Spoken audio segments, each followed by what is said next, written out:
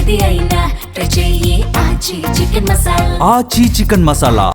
ఢిల్లీలో కర్ణాటక నేతల చర్చలు కొనసాగుతున్నాయి. రాహుల్ తో భేటీ తర్వాత ఖర్గే ఇంటికి వెళ్లారు సిద్ధరామయ్య. కుమారుడు యతీంద్రతో కలిసి హైకమాండ్ పెద్దలతో చర్చలు జరుపుతున్నారు. కేబినెట్ లో తన వర్గానికి ప్రాధాన్యత ఉండాలని కండిషన్ పెట్టారు.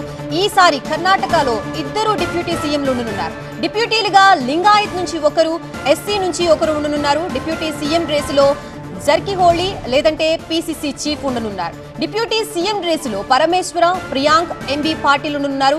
కుమారుడికి కీలక శాఖ అడుగుతున్నారు సిద్ధరామయ్య. విద్యాశాఖ లేదా ఆరోగ్య శాఖ యతీంద్రకు ఇవ్వాలని ప్రతిపాదన చేయనున్నారు. తన వర్గీయులకి రాజ్యసభ, ఎమ్మెల్సీ పదవులు ఇవ్వాలని రాహుల్ ని కోరారు సిద్ధరామయ్య. మంత్రివర్గ కూర్పు కూడా సాఫీగా జరుగుతుందన్నారు సూర్జేవాలా.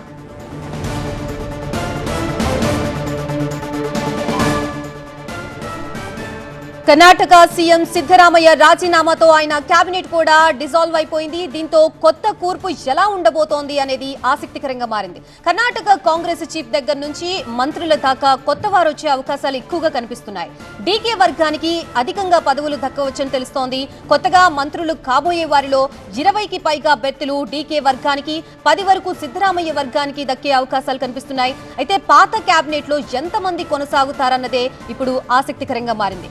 యువ నాయకుల్ని మంత్రులుగా చేయాలన్నది డీకే శివకుమార్ ఆలోచన.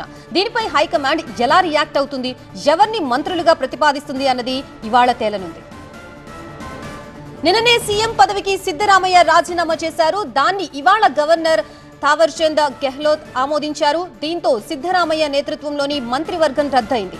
ఆర్టికల్ 164(1) ప్రకారం గవర్నర్ ఉత్తర్వులిచ్చారు. కొత్త సీఎం ప్రమాణం చేసే వరకు సిద్ధరామయ్య ఆపద్ధర్మ ముఖ్యమంత్రిగా కొనసాగుతారు.